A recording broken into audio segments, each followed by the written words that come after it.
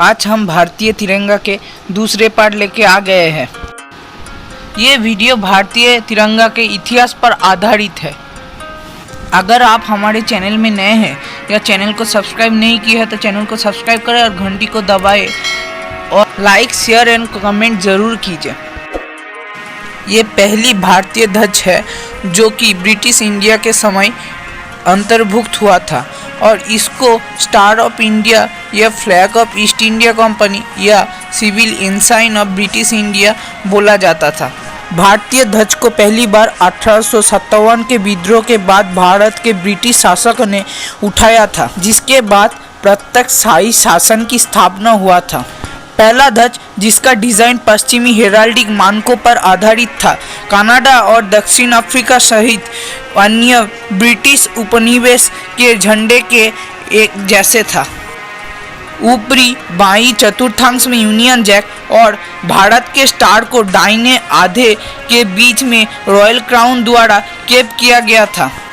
इस सवाल के समाधान के लिए कि स्टार ने भारतीयता को कैसे व्यक्त किया, महारानी विक्टोरिया ने अपने भारतीय विशेषों द्वारा सामंजस्य को सेवाओं का सम्मान करने के लिए भारत के स्टार ऑफ द ऑर्डर का नाइट कमांडर बनाया। इसके बाद सभी भारतीय रियासतों को यूरोप के हेराल्डिक मानदंडों के आधार पर प्रतीकों के साथ प्राप्त किया गया, जिसमें दोषपूर्ण ब्रिटिश लाल राज को उड़ाने का अधिकार भी शामिल था। 1904 से भारत के लिए प्रस्तावित झंडा एंग्लो इंडियन साप्ताहिक में देखा गया था। गहरे नीले रंग के बैंड में हिंदुओं और बौद्धों का प्रतिनिधित्व करता है और हरे रंग के बैंड ईसाई का प्रतिनिधित्व करता है। बाएं और बैंगनी बैंड में ओरियन तारामंडल के सितारे हैं, जो कि प्रांतों और राज्यों का प्रतिनिधित्व करता है। आसपास के लाल सीमा भारत को एकजुट और संपूर्ण ब्रिटिश शासन द्वारा रखा गया है, ये समझाता है। एडवर्ड सप्तम के राज्याभिषेक के आसपास 20वीं सदी में एक सामंजस्यवादी प्रतीक की आवश्यकता पर एक चर्चा शुरू हुआ, जो भारतीय सामंजस्य की प्रतिनिधित्व करता है। भारतीय सिविल सेवा के एक ब्रिटिश सदस्य विलियम कोलस्ट्रीम ने सरकार को एक स्टार से हेराल्डिक प्रतीक को बदलने के लिए मजबूर किया, जिसे वो कुछ अधिक उपयुक्त के लिए एक सामान्य विकल्प मानता था। उनके प्रस्ताव को सरकार द्वारा अच्छी तरह से स्वीकार नहीं किया गया था। लॉर्ड कार्जन ने झंडे के गुणन सहित व्यवहारिक कारणों से इसे अस्वीकार कर दिया था। उस समय के दौरान राष्ट्रवादी राय धार्मिक परंपरा के माध्यम से प्रतिनिधित्व करने के लिए अग्रणी थे। जो प्रतीक प्रचलित थे उनमें बाल गंगाधर तिलक के वकील गणेश और अरविंद घोष और बंकिम चंद्र चट्टोपाध्याय के वकील काली शामिल थे। एक अन्य प्रतीक जो कि गोमाता के रूप में था। हालांकि सभी सिंबल हिंदू केंद्रित था और भारतीय मुस्लिम पर कोई सिंबल नहीं था। कलकत्ता ध्वज के आधार पर भारतीय स्वतंत्रता का ध्वज का डिज़ाइन भिकाजी कामा द्वारा 22 अगस्त 1907 को अंतर्राष्ट्रीय समाजवादी सम्मेलन स्टटगार्ट, जर्मनी में उठाया गया था। बंगाल में विभाजन के परिणाम स्वरूप भारतीय स्वतंत्र आंदोलन का प्रतिनिधित्व करने वाले एक नए झंडे की शुरुआत हुई, जिसने देश में जातीय की भीड़ को एकजुट करने की मांग की। वंदे मातरम ध्वज अंग्रेज के खिलाफ स्वदेशी आंदोलन का हिस्सा, जिसमें भारतीय धार्मिक प्रतीकों को पश्चिमी हेराल्ड फैशन में शामिल किया गया था। तिरंगे झंडे में ऊपरी प्रांत पर 8 सफ़ेद रंग का कमल 8 प्रांतों का प्रतिनिधित्व करते हैं। नीचे लाल बैंड पर एक सूर्य और एक अर्धचंद्र और केंद्रीय पीले बैंड पर हिंदी में वंदे मातरम का नारा शामिल है। झंडे को कलकत्ता में लॉन्च किया गया था। उसी समय ध्वज के लिए एक और प्रस्ताव सिस्टर निवेदिता द्वारा दिया गया था, जो कि एक हिंदू सुधरवादी और स्वामी विवेकानंद के एक शिष्य थे। ध्वज के बीचों बीच वंदे मातरम और वज्र अंकित किया गया था और वज्र के चारी और 108 दीवार लैम्प विभाजित किया गया था। ये प्रस्ताव 1906 में भारतीय राष्ट्रीय कांग्रेस की बैठक में दिया गया था।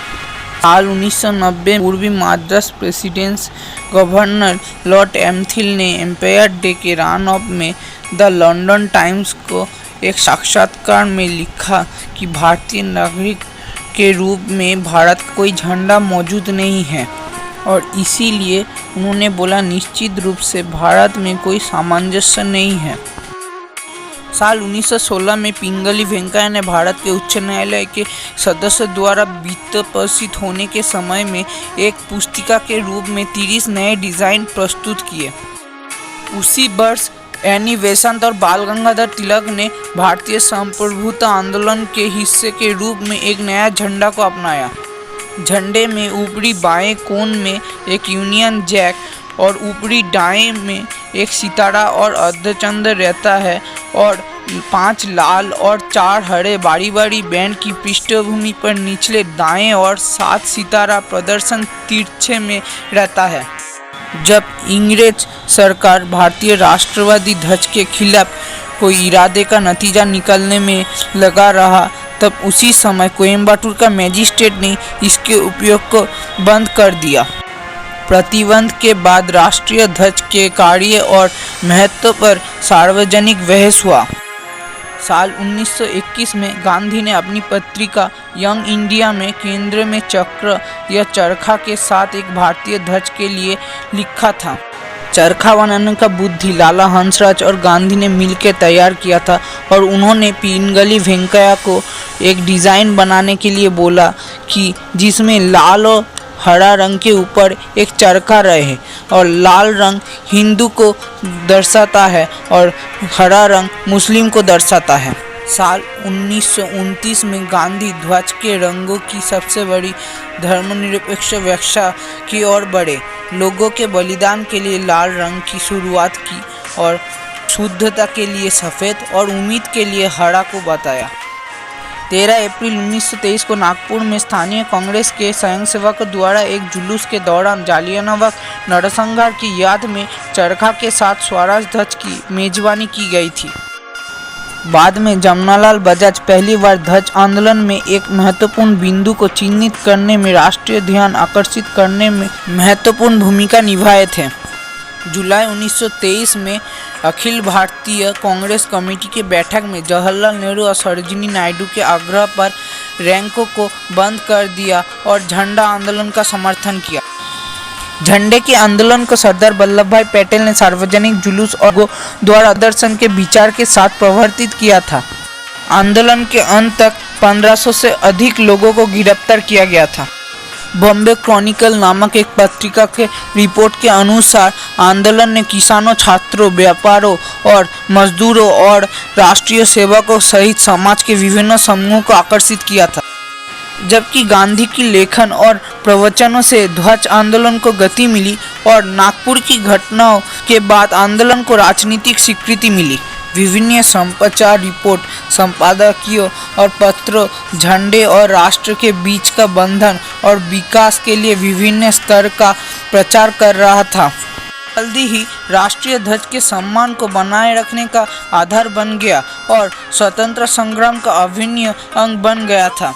हालांकि मुसलमानों स्वराज ध्वज से वंचित थे, कांग्रेस के मुस्लिम नेताओं और खिलाफत आंदोलन के बीच इसे राष्ट्रीय ध्वज के रूप में स्वीकार किया गया था। स्वराज झंडा आधिकारिक तौर पर 1931 में राष्ट्रीय कांग्रेस द्वारा अपनाया गया था। मोतीलाल नेहरू सहित झंडा आंदोलन के डिटेक्टरों ने जल्द ही स्वराज ध्वज को राष्ट्रीय एकता के प्रतीक के रूप में प्रतिष्ठित किया था। ब्रिटिश पार्लियामेंट ने ध्वज के सार्वजनिक उपयोग पर चर्चा की और इंग्लैंड से निर्देशों के आधार पर ब्रिटिश भारत सरकार ने नगर पालिकाओं और स्थानीय सरकारों के धन को वापस लेने के लिए व्यवहार किया, जो स्वराज ध्वज के प्रदर्शन को नहीं रोकते थे। 1931 की बैठक में स्वराज ध्वज कांग्रेस का आधिकारिक झंडा के रूप में माना गया। हालांकि तब तक ध्वज पहले से ही स्वतंत्र आंदोलन का प्रतीक बन गया था। साल 1947 को गवर्नर जनरल लुइस माउंटबेटन ने कांग्रेस को एक प्रस्ताव दिया जिसमें स्वराज फ्लैग के बाईं ओर एक यूनियन जैक रहेगा। यह प्रस्ताव जवाहरलाल नेहरू द्वारा दिया गया था क्योंकि उन्हें लगता था कि कांग्रेस के राष्ट्रवादी सदस्य संघ के लोगों को अंग्रेज के साथ मिलाने का कोशिश हो रहा है।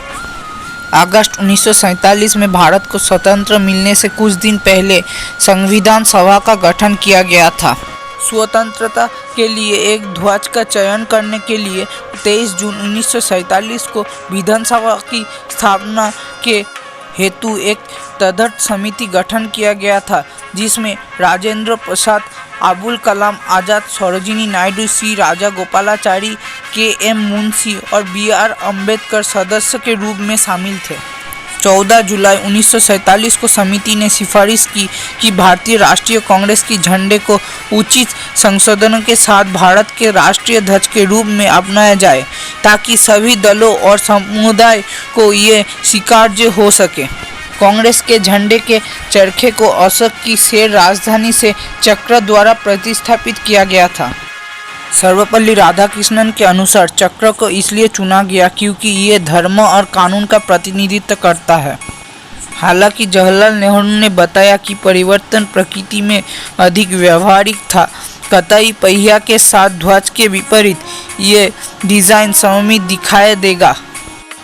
महात्मा गांधी बदलाव से बहुत प्रसन्न नहीं थे, लेकिन अंत में उन्होंने इसे स्वीकार कर लिया था। 22 जुलाई 1947 को नेहरू द्वारा विधानसभा में एक तिरंगा के लिए प्रस्ताव रखा गया, जिसमें उन्होंने 3 रंग के बारे में बोला। ऊपर में गहरे केसरी, बीच में सफ़ेद और नीचे में गहरे हरे रंग रहने की बात की, और सफ़ेद के बीच में एक अशोक चक्र रहने का बात किया था। नेहरू ने विधानसभा में 2 झंडे की पेशकश की थी। एक था खादी सिल्क और दूसरा था खादी कॉटन के ऊपर। प्रस्ताव को सर्वसम्मति से अनुमोदित किया गया था।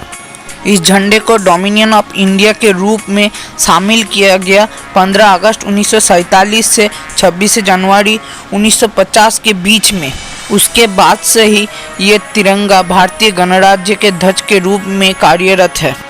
स्वतंत्र भारत का पहला स्टैंप 21 नवंबर 1947 को जारी किया गया था विदेश पत्राचारों के लिए। हमारा वीडियो यहीं पे ख़त्म होता है, जो कि भारतीय राष्ट्रीय ध्वज के ऊपर आधारित था। जिन्होंने राष्ट्रीय ध्वज के ऊपर हमारा पहले पार्ट नहीं देखा होगा, उनके लिए हमने डिस्क्रिप्शन बॉक्स में एक लिंक डाल दिया है। जो इंग्लिश में हमारा वीडियो सुनना चाहते हैं, उनके लिए हमने अपना दूसरा चैनल का लिंक डिस्क्रिप्शन बॉक्स में डाल दिया है। धन्यवाद ये वीडियो देखने के लिए।